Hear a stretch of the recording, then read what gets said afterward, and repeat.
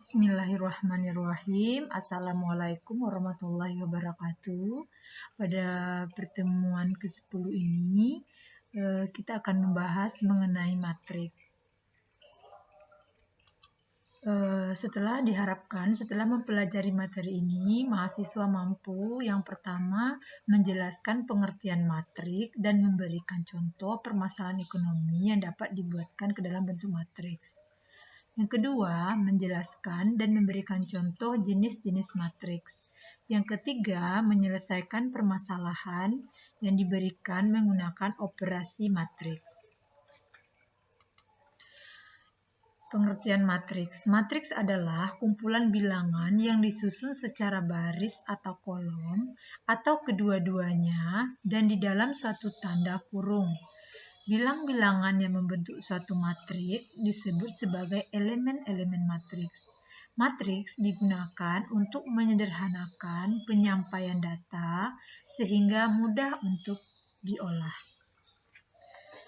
Contoh, diketahui jumlah penjualan mobil jenis A, B, C dengan harga jual masing-masing 146, 275, dan 528 dalam juta. Pada kota P, Q, R adalah sebagai yang tertuang dalam tabel ini. Nah, data penjualan mobil tersebut dapat dibuat dalam bentuk matriks sebagai berikut. Coba matriks harga mobil. Jadi, kalau harga mobil ini disebut dengan matriks kolom.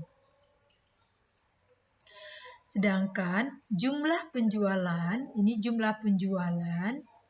adalah matriks jumlah penjualan. Ya, di sini ada 3 buah kolom dan 3 buah baris. Ya, seperti itu. Nah, berikutnya kita bahas mengenai matriks dan jenis-jenis matriks. Notasi matriks. Matriks dinotasikan dengan huruf kapital, huruf besar. Kemudian, matriks ini terdiri dari beberapa yang harus kita ketahui. Yang pertama ada istilahnya baris. A11, A12 sampai A1N itu disebut dengan baris. Inilah baris pertama. Kemudian ada lagi istilahnya kolom. Kolom ini A11, A21 sampai nanti AM1 itu disebut dengan kolom. Jadi kolomnya di sini ada sebanyak N. Sedangkan barisnya baris pertama, kedua, terus kemudian sampai ke M. Kemudian berikutnya ada unsur entry atau elemen ke MN ya. Jadi ada unsur atau entry namanya. Jadi angka-angka yang ada di dalam matriks disebut dengan unsur atau entry-entry-nya. Kedudukan dari entry ini memiliki makna A11 berarti di sini di elemen A berada di baris pertama, kolom pertama. Nah, kalau A22 ini maknanya elemen matriks berada di baris kedua dan kolom kedua. Seperti itu. Nah, matriks A kali ini berukuran atau berordo. Kalau seperti ini, karena kolomnya ada sebanyak N dan barisnya ada sebanyak M, maka dikatakan di sini matriks A ini berordo M kali N.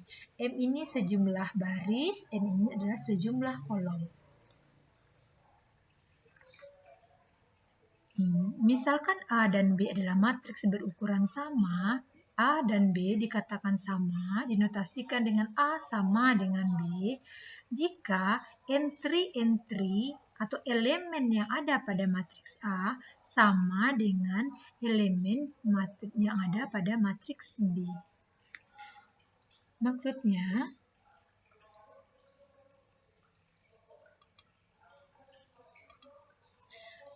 di sini jika kita punya matriks A, misalnya di sini ada 2, sini 3, sini 1, di sini 0.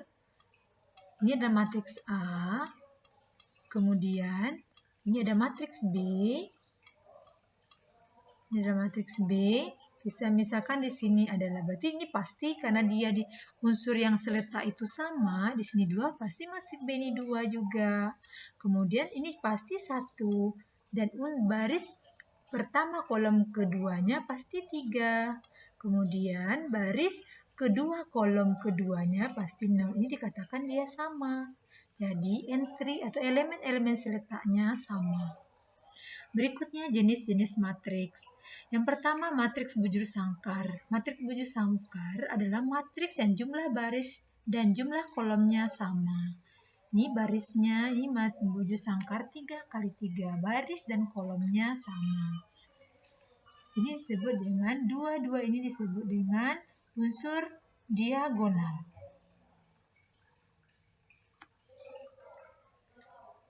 Berikutnya matriks segitiga. Matriks segitiga dibagi menjadi 2, matriks segitiga atas dan matriks segitiga bawah.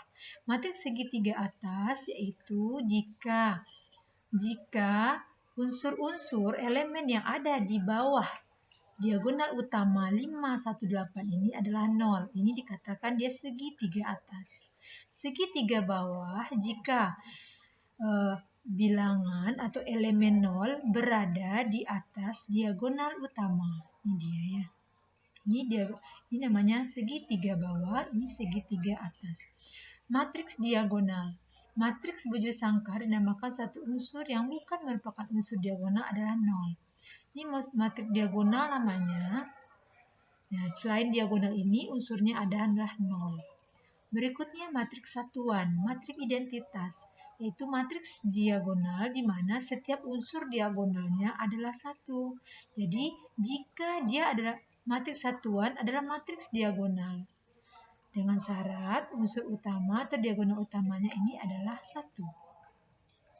Berikutnya transpos matriks. Matriks transpos diperoleh dengan menukar baris matriks menjadi kolom seletak atau sebaliknya. Dinotasikan dengan A transpos. Perhatikan matriks A.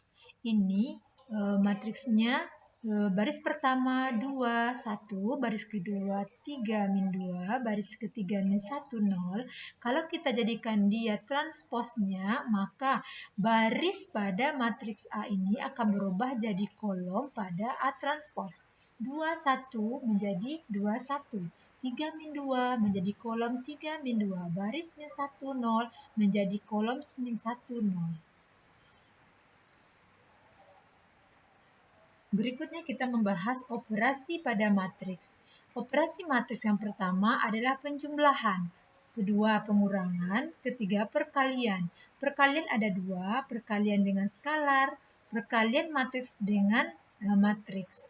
Yang keempat adalah operasi baris elementer. Sepertinya untuk operasi 1, 2, dan 3 ini sudah kita pemantapan saja lagi karena sudah ditemukan pada pembelajaran yang ada di sekolah. Mungkin yang lebih kita dalami nanti adalah operasi baris elementer atau disingkat dengan OBE. Penjumlahan matriks. Penjumlahan matriks syaratnya matriksnya berurut sama. Seperti ini, sama-sama matriks 2 kali 2. Kalau dia berurut sama, maka bisa kita jumlahkan dengan cara menjumlahkan unsur seletak A ditambah dengan E. Ini dia. Kemudian C ditambah dengan G. Begitu seterusnya. Contoh, 1 ditambah 5 sama dengan 6. 2 ditambah 6 sama dengan 8. Dan begitu seterusnya. Berikutnya perkalian matriks.